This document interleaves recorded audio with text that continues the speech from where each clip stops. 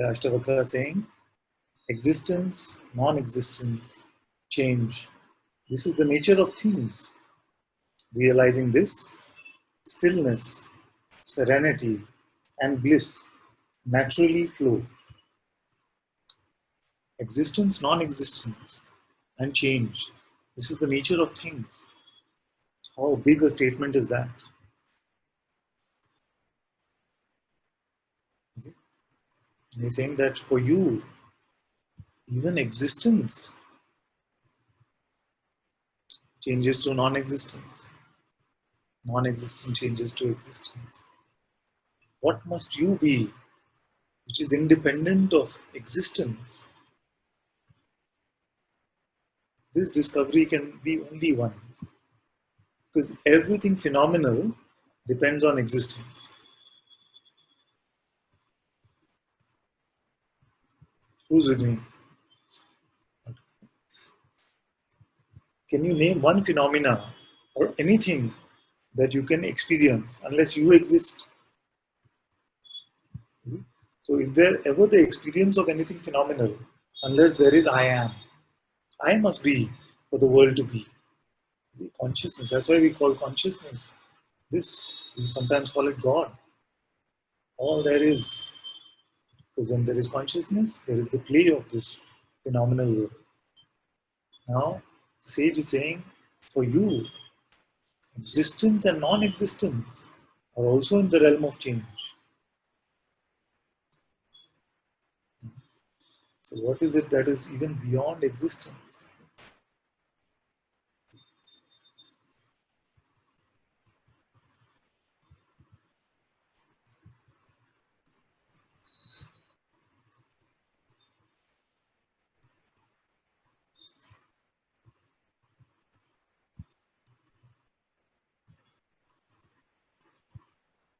That's why the pointing is there, isn't it? When I ask you, can you stop being?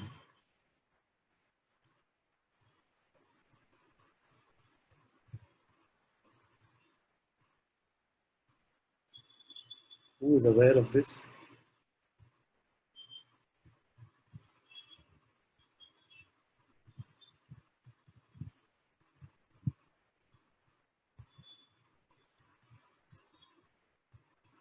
So the sage is saying, existence, non-existence, change. This is the nature of things. So he is saying very clearly, all this is phenomena. Many times we've called even I am the immaculate conception, the purest phenomenal, the primordial vibration. Because although it is not yet attached, it is not associated, it is not something, it is the divine presence of God itself. Yet you are higher than that.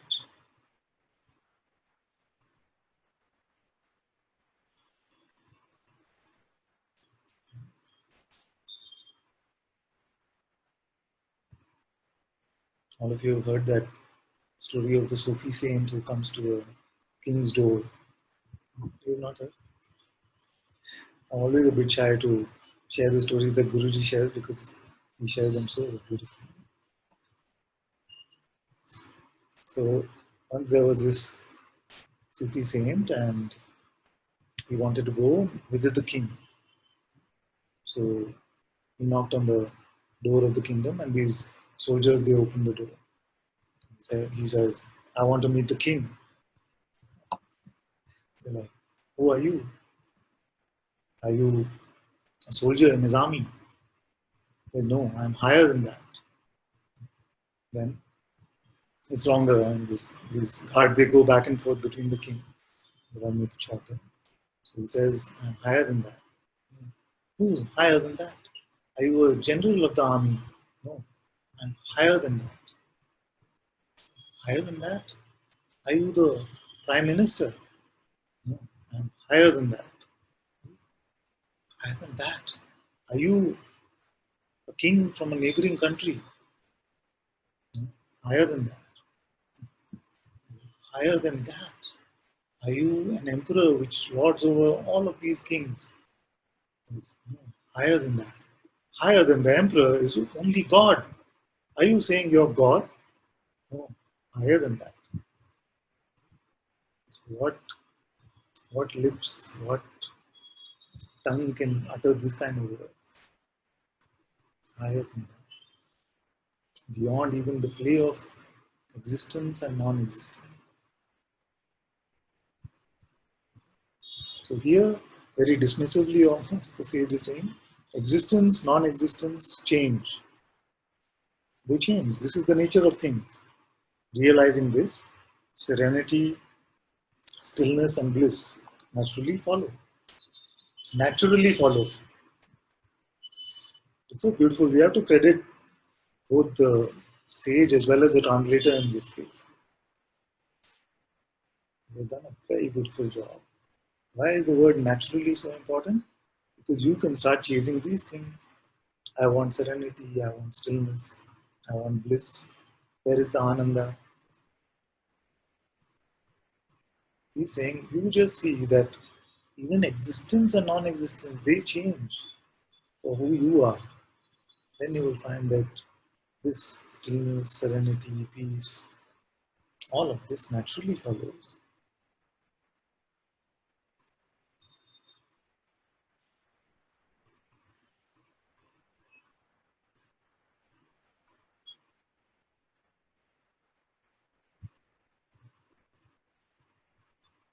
So if Sat Chit Ananda, Sat Chit Ananda is truth, consciousness, bliss,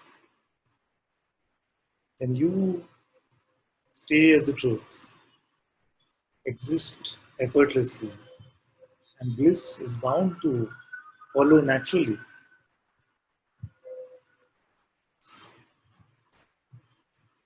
If you have to chase something, chase the truth.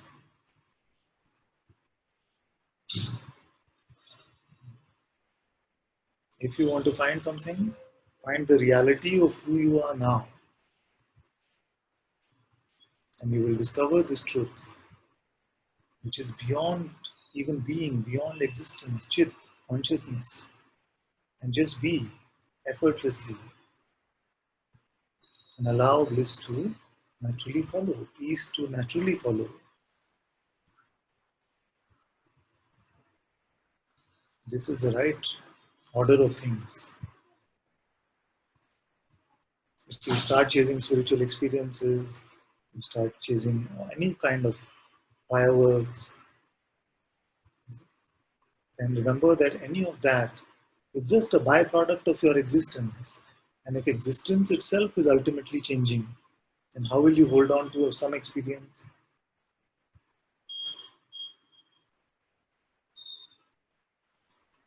So experiences are beautiful candy along the way, a beautiful prasad along the way.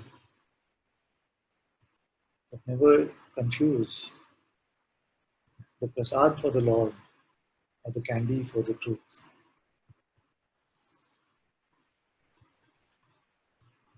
Many of us have done this, that's why I emphasize this so much. Here also, when there used to be meditation and things like that, and some great experiences would happen, then I would have this expectation that that is the whole point.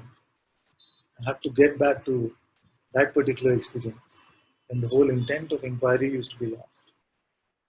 It was only about gaining experiences, which is the same as a worldly way to live.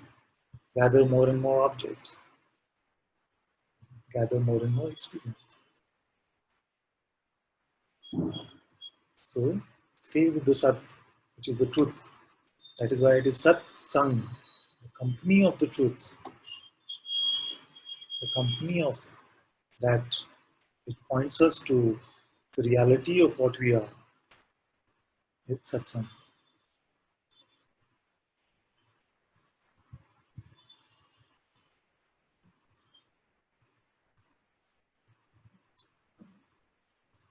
Realizing this, stillness, serenity, and bliss naturally follow. One who knows for certain that self creates all and is alone becomes still, desireless, unattached.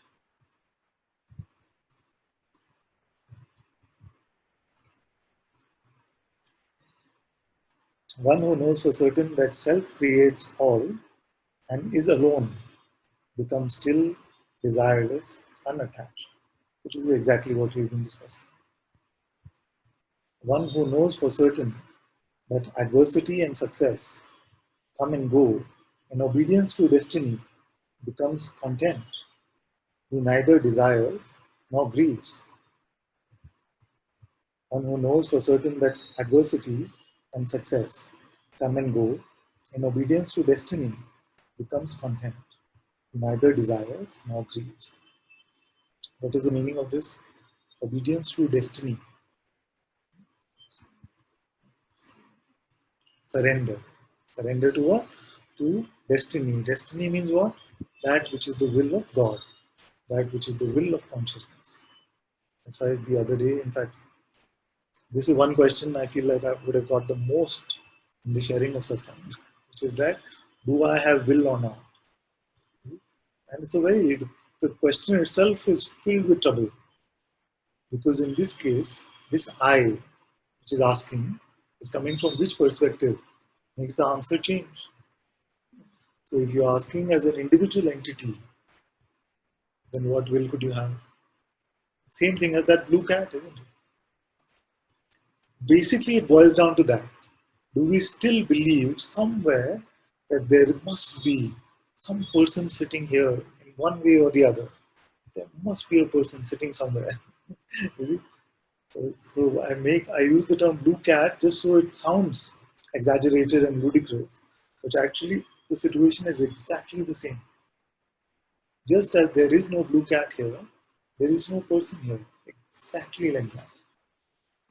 Just like the blue cat is a mental concept believed in, if you were to believe it, same way the person is just a mental construct believed in. So if this one, so if you say, do I have free will?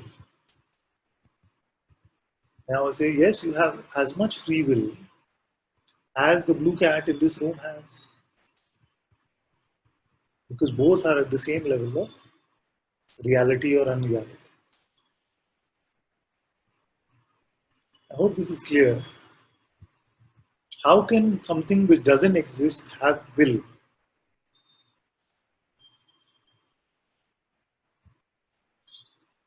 see? So behind the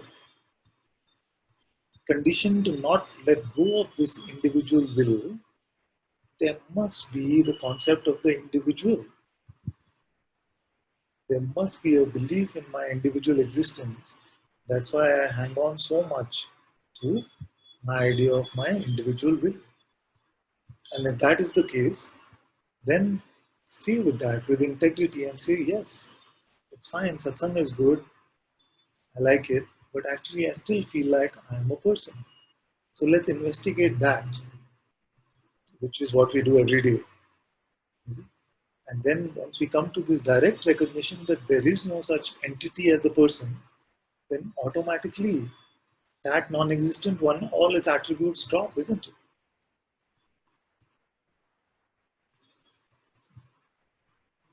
Can the non-existent cat be blue?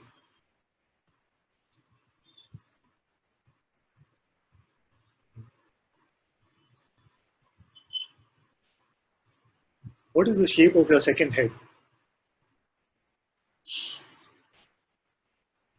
All these questions then, do I have free will? What should I do? Is it wrong to desire? All these then melt away because you're referring to yourself as if, as like children refer to their imaginary friends.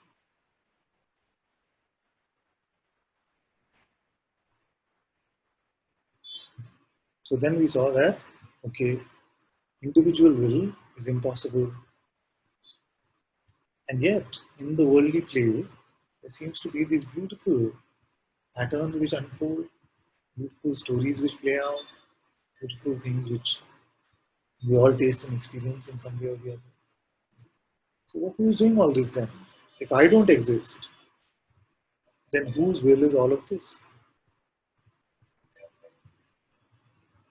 We say, many of us say, grace brought us to satsang. Therefore, this which manifested as grace must have some intelligence to do this. Brought us to Satsang. Who is this one?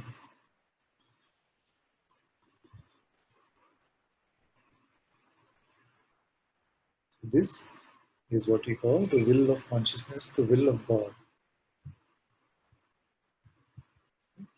And some people call it destiny. So when the sage says, one who knows for certain that adversity and success come and go in obedience to destiny becomes content. He neither desires nor grieves.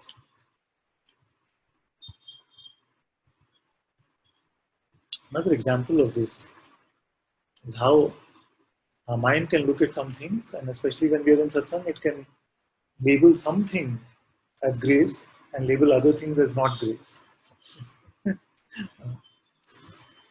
Which means I've had some examples of this that happened over the years. One beautiful being, he was staying with me. The sharing of satsang had just started then. He was from Guruji's. I'd met him in Guruji's Sangha in Tiruvannamalai. And he was staying with me. Now, he had been in a relationship for some time, and that relationship started to give him some trouble. So he said, you know, Ananta, it was so beautiful. The grace that brought us together. You see? But now I don't know what's happening. So grace brought us together. But now what is happening is not grace.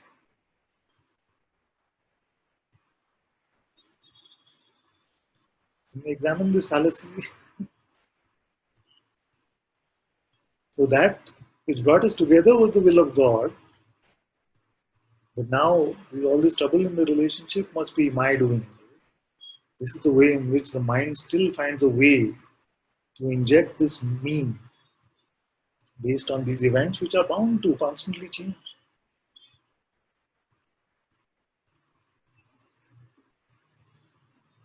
So it is like this, that grace brought us together, and even the trouble that is being caused is also grace. Mostly because grace is playing with belief in this individual identity, and yet even that is the play of consciousness.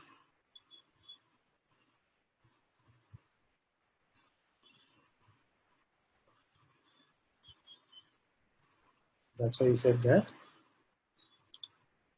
knows for certain that adversity and success. He did not say just success is destiny and adversity is your fault. That adversity and success come and go in obedience to destiny. And obedience to destiny means obedience to the will of consciousness, God's will. Once it is seen, then this one becomes content. Contentment comes because the burden of doership and desire starts to fall away.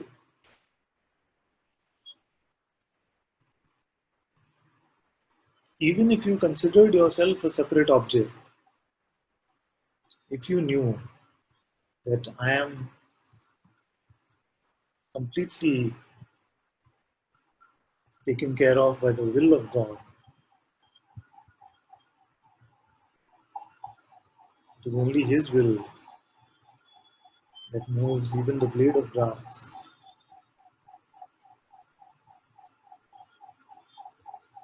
And you will see that the relief from dropping this burden of doership will come.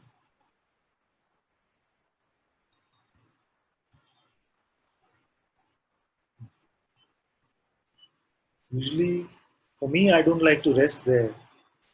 I don't like to rest there too long because many times, as we continue to retain the idea of our individuality, being a limited object, subject to the will of a greater force, then we can pick up some victimization, we can pick up some specialness, victimization in the sense that, oh, I'm completely God, I'm completely surrendered to your will, but why aren't you fixing this life?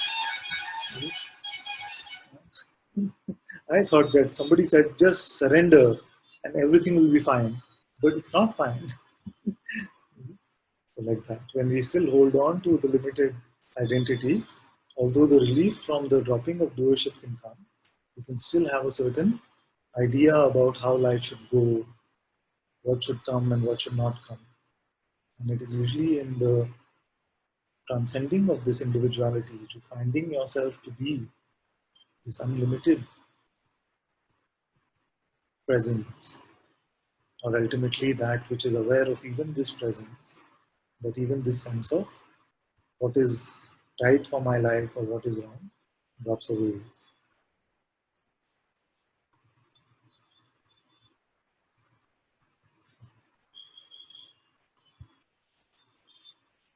One who knows for certain that adversity and success, okay, we've done this a few times. One who knows for certain that happiness and misery, birth and death, happiness and misery come and go in obedience to destiny, sees nothing to accomplish.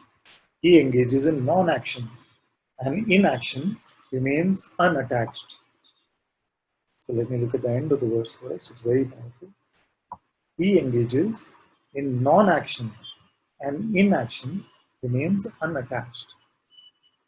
So notice that the sage is saying that engages in non-action, but when there is action, he remains unattached. So it is not again the picture from the mind, which could be saying, but this means I must stop doing everything, I'll stop going to work, I'll stop taking care of my family, I'll find a cave in which I can live. He's not saying to renounce all of that. So when the action is happening, who's doing it? Consciousness. So good. So when action is happening, we see that there is no individual doer of it. We see that consciousness in its light, on its own screen, is moving all this imagery. Then you cannot have either guilt or pride. So he engages in non-action. So what I want to make clear is what you are finding about yourself is beyond action and inaction, which means it's beyond doership and non-doership. Please give some attention to this, because this can be very sticky. This year especially, I had to deal with some who got completely stuck on this non-doership concept, and it was very confusing and brought a lot of suffering for them. What you have to understand is that just because you are not the doer doesn't mean you are the non-doer. What does this mean? It doesn't mean that you are an object which is being pushed around by the will of God. And although that concept can bring some momentary relief, that God is controlling my life, He's taking care of my life, it does not bring us relief from our desire, our expectation, our guilt. You see, many of these things still remain because we still have a limited concept about ourselves. So notice or find this one who is beyond doing and not doing. So I don't want to make an object out of you or leave you with the belief that you are an object to which things are happening through the will of a greater force. You are not an object at all.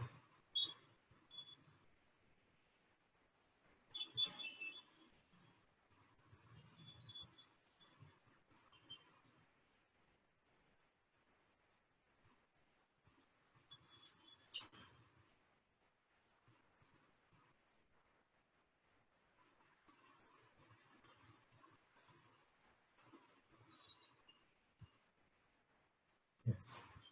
Pratna says a cause is also a concept, right, Pratna? Yes. So beautiful. This, many times I say, this so-called connection between cause and effect gives rise to a lot of egoic identity. Once you see that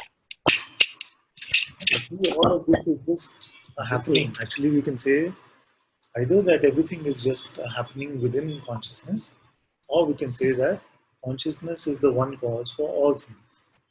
This is basically saying the same thing.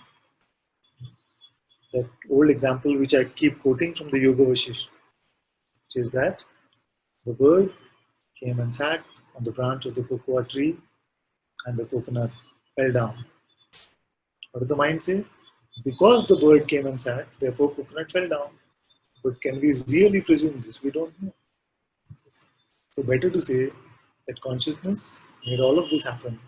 Nothing phenomenal is the cause of another thing. All is just the will of consciousness. Okay? Now, when you apply it to your life, you will see that so much grievance is there because of this cause and effect. So much grievance, guilt, pride, all of this is there. So you see that there is nobody there who is doing this. There is nobody there who is suffering from anything. You see that all is moving only in I am, only in consciousness, as the will of consciousness. And no space for any conclusions, any interpretations.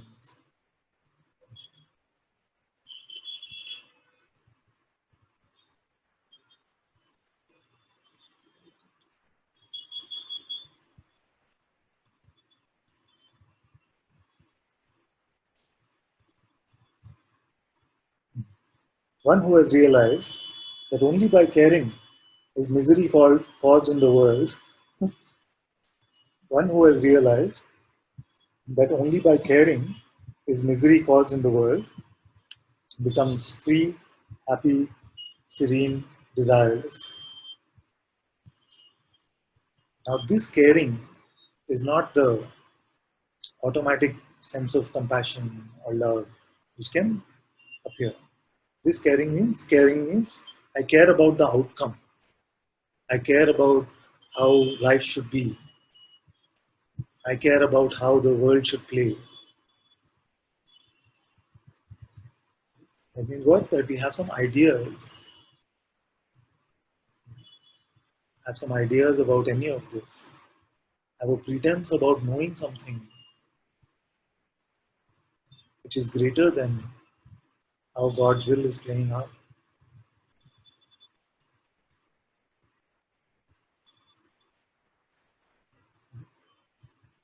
So caring is not caring about other beings, caring about the planet. It's not that, of course. Caring is a natural part of this existence. So often I've said that when true spirituality meets this world, kindness, compassion, all of this is a natural byproduct of it. So this caring is that I care about the outcome. I care about how things should be. I care about my individual identity, basically. One who has realized that only by caring is misery caused in the world becomes free, happy, serene, desireless. It is only that the sage, there was compassion which arose for Janaka in the sage's heart, and therefore he shared these words. Ashtavakra especially was known to be a very reclusive sage. Most people he would drive away. They come to him and say, Master, Master, please tell us what is the truth. He say, no, no, go away from here, go to some other place and don't trouble me. See, many such reclusive masters also we've had in our history. But something he must have recognized in the heart of Janaka. He yearned for this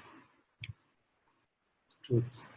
Therefore, this caring, this compassion must have arisen, which, in the light of which all these beautiful words were shared.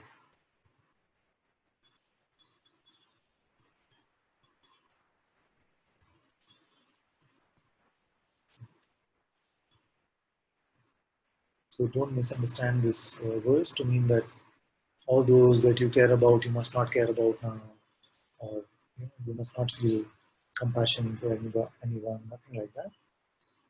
The only source of misery is when we have an idea which is in opposition to what is, resistance to what is the cause of suffering. In fact, another word for ego is resistance.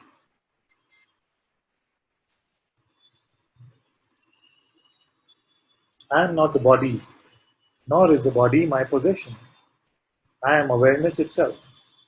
One who realizes this for certain has no memory of things done or left undone. There is only the absolute. I am not the body, this we have spoken about, nor is the body my possession. This also I have spoken about many times. But let's look fresh at this. Actually, not so many of us believe that we are the body. If you really look, even at the times in your life when you were not spiritual, you will realize that your position with regard to the body mostly has been about it being a possession of yours. My body is not feeling so well. My arms have some pain. Mostly it's been this kind of relationship where we say that it is a something that we have possessed. Now that one which has been the claimant of this body has been the same one which has been the claimant of our money, of our relationships. That claimant is the non-existent one. Now coming to satsang, you are coming to the recognition of who is the true claimant. Who does all of this truly belong to? It belongs to the self and its manifest aspect, which is consciousness itself. So this is what Guruji means by the switching over of power from person to being.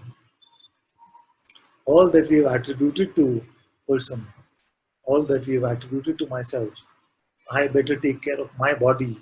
Everyone says that, isn't it? Even those who are not in satsang, I better take care of my body. So what is the relationship there? The object which I own, which is the body.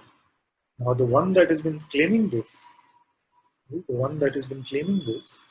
has been the same one who is concerned about all these other things I spoke about, my relationships, my money, my security, my freedom, my enlightenment, my satsang. And upon investigation, we find that no such me has been there. Then when the sage says, oh, my body has not been getting so much attention from me, I feel to give some attention to my body or take care of my body, you know that he's speaking from a broader perspective.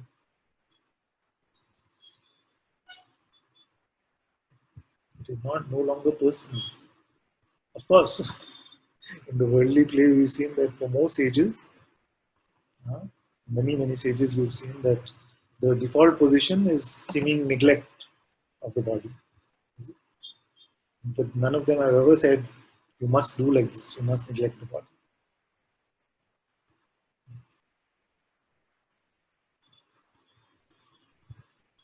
I am not the body, nor is the body my possession. I am awareness itself. One who realizes this for certain has no memory of things done or left undone. This is only the absolute. Okay. So once you see that you are not this body, this body is as much an appearance as everything else. Then you see that it's moving. Many times I'll say, these words are just coming. I'm hearing them like you're hearing them. It's like being, I have a tissue please. Like being is hearing these, it's enjoying the taste of its own creation, but not in a way of saying that I am saying this, or you must listen to this. No? These words are just appearing. Nobody is doing them individually. The hearing of them is also happening. Nobody is sitting here individually and hearing. I must hear. I must hear. Conversationally, sometimes we say those things, knowing fully well that all of this is just a play of consciousness itself.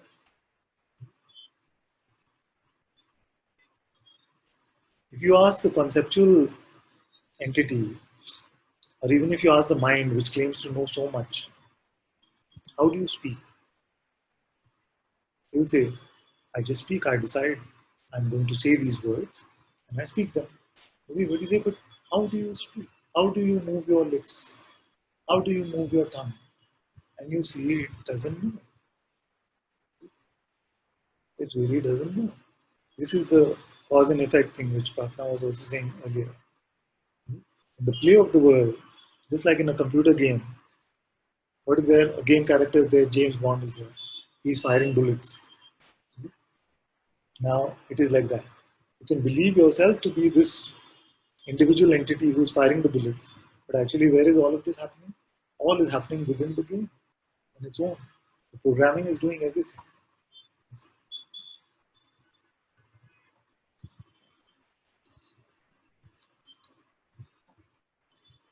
One who realizes this for certain. So, if you're not this body, and yet the body is animated, there is a certain animation which is running through this body. Your heart is beating, your breath is happening. But you are not this body, and it's saying that you are not even in that way individually the possessor of this body. So, does this mean the body has to fall off, has to stop all activity? No. So, nothing to do means only this, that you see that you are not the doer. Everything, this, including this body, is functioning effortlessly on its own. All of you heard that Francis Lucille's example from me of the game, of the his visit or his story about going to that theme park. Not heard? Are you sure?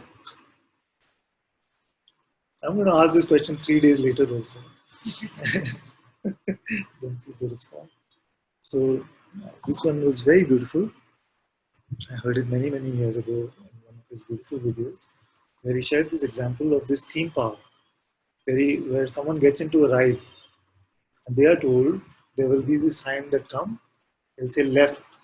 And when come left, you turn left with all your force. And if you do well, you'll win this ride. And same way, left, right, easy like that.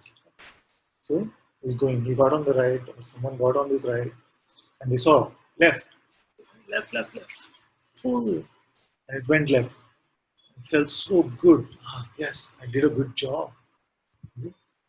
Came left, I turned left, and next time it came right. He's turning right, right, right, right, right. Where does the thing go? It goes left. Yeah. See, I knew first time I put all my heart into it, and then I became overconfident, and I didn't do a good enough job with the second. You see, like that. Then, same like this, left, right, left, right. Many turns came. And sometimes he won according to him, and sometimes he lost. And then, same, the play of pride, guilt, all of that happened. At the end, what is told to them? That the ride is pre-programmed.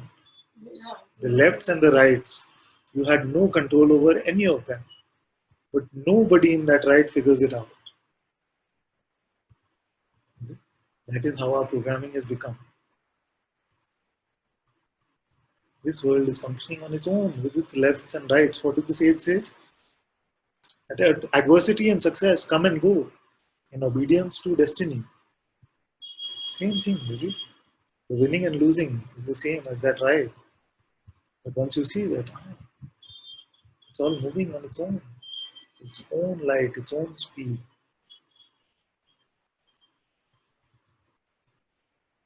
then this burden of doership falls away.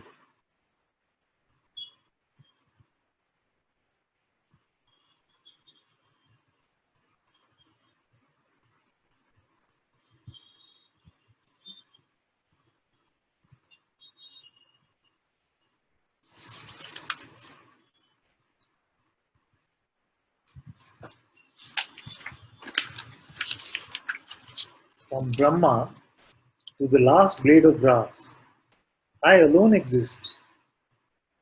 One who knows this for certain becomes immaculate, serene, unconflicted attainment has no meaning.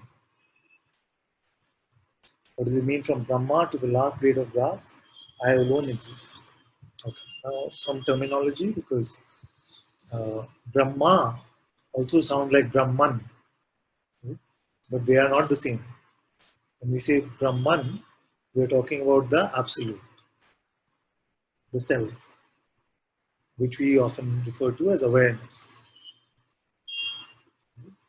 So in Indian spirituality, that is called Brahman, within which all of this play of existence and non-existence happens. This is Brahman. This Brahma, if it was Brahma in the scripture, this Brahma is that aspect of consciousness which is the creator. You know that in Indian spirituality, all is one consciousness, but this one consciousness has been looked at in various aspects based on what we are temperamentally attracted to. Like many times I discuss this with you that those who are attracted to the naughty and the fun aspect of consciousness seem to find Krishna as their perfect deity in a way. Those who are attracted to righteousness or being the good son are attracted to Ram. Same, feminine, male, all aspects are there. So the one consciousness, Brahma, Vishnu, and Shiva are also defined as the three main aspects of this one consciousness. Brahma being the originator or the creator energy, the Vishnu being the preserver, the one that takes care of the functioning of the universe, and the Shiva being the destroyer or basically the regenerator. Because nothing actually gets destroyed, it's just a revival, a renewal. So the renewing aspect of consciousness is Shiva. So Brahma, which is the creator itself, who the last blade of grass, which Brahma itself is supposed to have created, are all me, are all I. I alone exist. One who knows this for certain becomes immaculate, serene, unconflicted. Attainment has no meaning. Remember, the sage said becomes. You don't have to try and do any of that. You see your truth. One who knows for certain that this manifold and wonderful universe is nothing becomes desireless awareness and abides in the stillness of no thing. One who knows for certain that this manifold and wonderful universe is nothing becomes desireless awareness and abides in the stillness of no thing.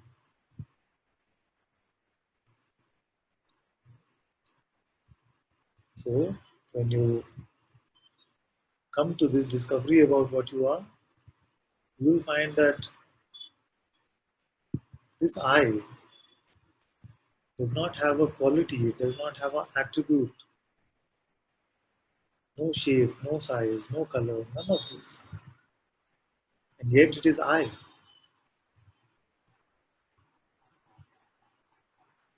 That's why the translator has said, no thing. It is not a thing. And yet it is that I, that source, that Brahman, the highest. Why is this simple hyphen so important? This no thing. This simple, one simple hyphen makes all the difference. Is it? Because otherwise, if you start to consider yourself as nothing, it would mean that it's nothing like nothing of phenomena. What is the mind's usual interpretation of this nothing? It's just empty. You are nothing. But you are actually not nothing. You are no thing. You are the source of all there is, which is not what nothing conveys. You are not, you are beyond attributes. You are the self.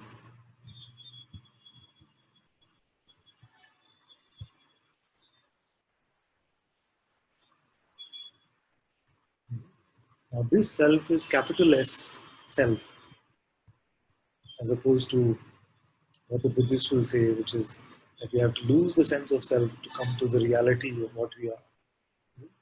This self is not that self. That is a reference to the ego. The sense of individualized existence is what some other traditions call as self. But this self that we are talking about is this no thing.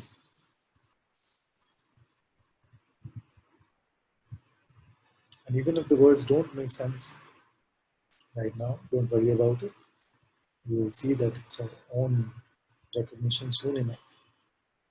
When I say that what you discover about yourself is not going to be like what is contained in an empty coconut, which is nothing. See, it is not that nothing. It is the pristine, most innocent. These words, of course, don't do it justice. The unexplainable nothing. This emptiness, this nothingness, is not the emptiness or nothingness of the world.